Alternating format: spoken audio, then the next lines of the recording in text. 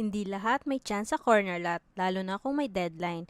This is a bank foreclosed property in Barangay Salinas 2, Bacoor, Cavite. Corner lot, mas maluwag plus mas premium, bidding process, 20,000 reservation para makasali. As is where is. Deadline, April 24, 5 p.m. only. Pag lumagpas ka dito, tapos na ang laban. Ito yung property. Lot area, 63 square meter. Floor area, 40 square meter. 2 bedrooms, 1 toilet and bath. Corner lot plus magandang lot size equals perfect for expansion or investment.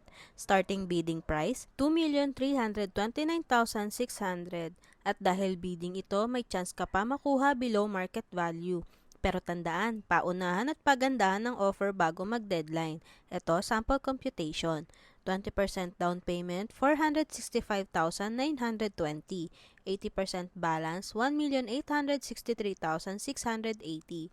15 years to pay, monthly around 20,500 to 23,000 per month.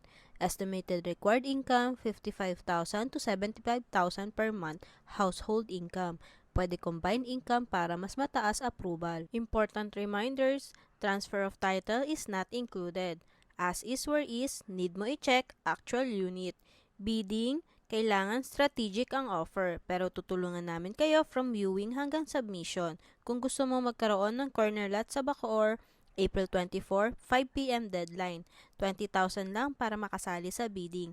Message now bago ka malate. Free house tour assistance available. This is Jean Puig. Thank you for watching. See you on my next video. Bye!